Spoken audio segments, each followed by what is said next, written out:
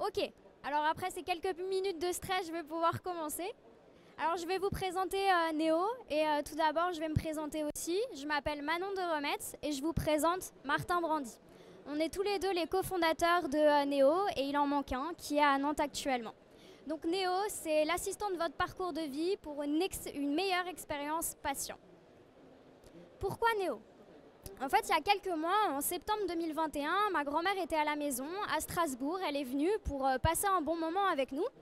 Il s'avère que je suis partie en cours. Elle était seule avec mon chien Néo. Et elle a voulu faire un tour sur la terrasse. Sauf que malheureusement, elle est tombée par terre. Elle n'a pas su se relever ni crier assez fort pour que quelqu'un l'entende. Ce qui s'est passé, c'est que Néo a aboyé, Néo l'a aidée, la voisine est sortie, a appelé les ambulances. Et elle s'est fracturé le fémur. Donc après cette fracture du fémur, elle est allée à l'hôpital. Elle a passé quelques mois en maison de rééducation, puis on l'a renvoyée plus ou moins à Dunkerque. Elle s'est retrouvée toute seule, parfois isolée, sans forcément pouvoir faire ses courses toute seule. Donc on s'est rendu compte, nous, en tant que Néo, que la santé physique est indissociable de la santé mentale.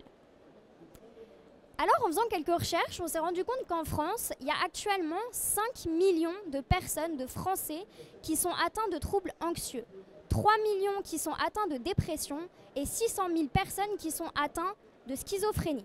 Vous pouvez voir les chiffres à droite, ce sont les chiffres en Europe. Mais quel est l'irritant de ces personnes ? Actuellement, il y a une problématique, c'est que toutes ces pathologies en santé mentale sont souvent dissimulées ou mal perçues.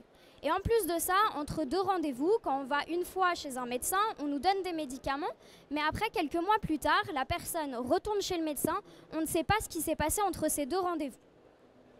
Quelle est notre solution ? Notre solution, c'est que Néo prenne la forme d'une application pour qu'il prenne soin de la santé physique et mentale des personnes en général, puisque les deux vont de pair.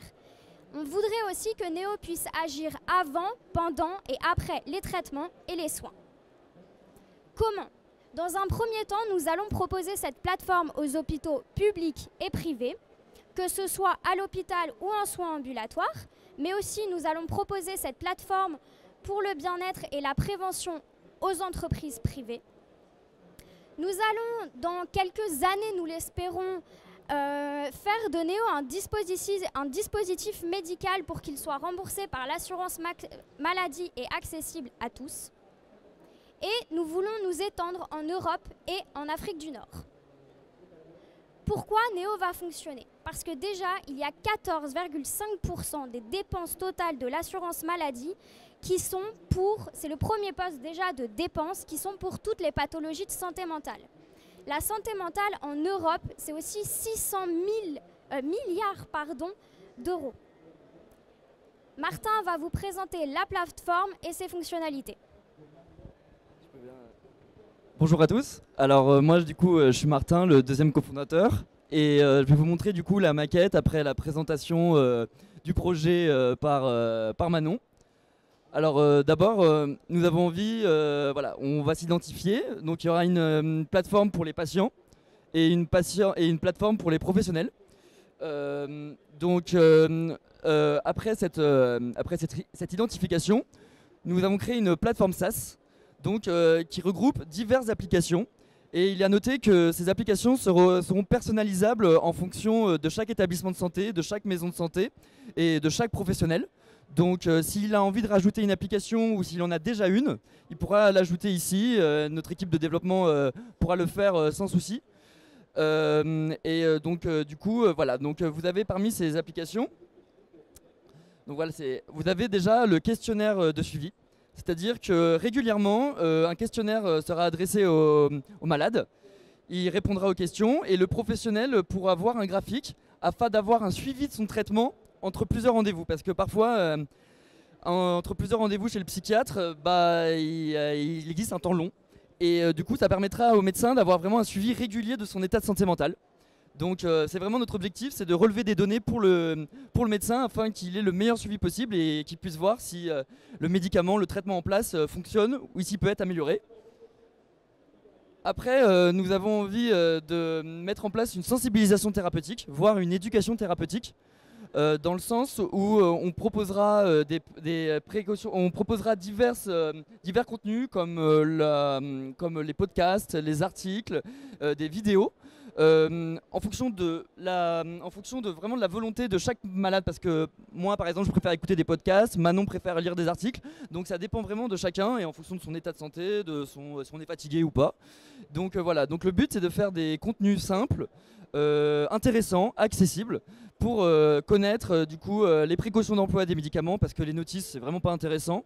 Et donc voilà, et on voudrait faire des conseils nutritionnels et aussi un peu des conseils sportifs, des conseils de vie, car les traitements sont souvent des traitements très lourds et il faut adapter son quotidien et son mode de vie au traitement. Et le but c'est vraiment que le traitement soit le moins pénible possible pour les patients et qu'ils puissent vivre le mieux possible leur maladie. Après il y a une autre application, c'est le bien-être. Là on part vraiment, on n'est plus sur le traitement pur, on est vraiment sur le bien-être, on est à côté du traitement. Donc voilà, donc vous avez différents podcasts, différentes vidéos. Par exemple, on pourrait mettre de la sophrologie, du yoga, des conseils, de l'activité physique, pour que les personnes puissent se détendre, se relaxer. Et on a remarqué aussi souvent que les personnes atteintes de pathologie mentale ne comprenaient pas trop au début ce qui leur arrivait. Ils se demandaient s'ils sont normaux, ils comprenaient pas trop. Ils sont normaux, pardon, et ils comprenaient pas trop. Et du coup, on voudrait mettre des témoignages de personnes ayant vécu les mêmes maladies ou qui vivent les mêmes maladies, et qui leur donne des conseils, voilà, afin d'avoir un partage d'expérience en fait. Ces conseils seraient un peu s'ajouteraient à celui du praticien et se permettraient d'avoir voilà, d'autres points de vue. Et enfin, on voudrait mettre un pilulier numérique, parce que la santé mentale touche tout le monde, les jeunes, les moins jeunes. Mais beaucoup de personnes ne souhaitent pas avoir de pilulier physique parce que ça prend du temps déjà de remplir son pilulier physique. C'est pas forcément très agréable de le sortir en cours, de le sortir dans un dîner. Voilà, donc nous ce qu'on voudrait on travaille avec 2 pharmaciens en ce moment, enfin 2 étudiants en pharmacie. On voudrait scanner le QR code du médicament pour éviter de rentrer un médicament. Là on a mis le Doliprane, mais ça peut être des noms à 3 lignes, donc ça permettrait de gagner du temps. Et il y aurait un rappel qui permettrait en fait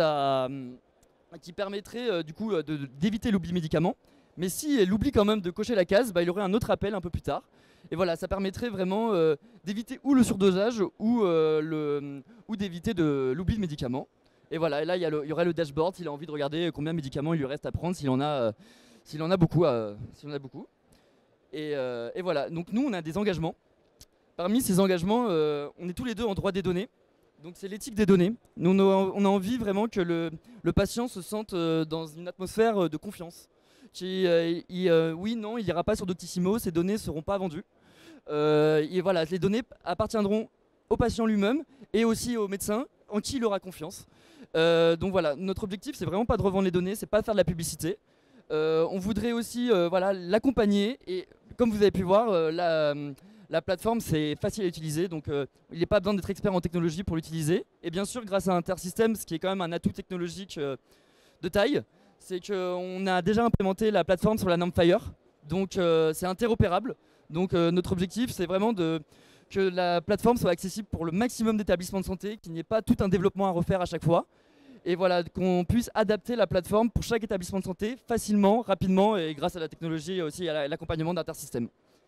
Voilà, merci beaucoup.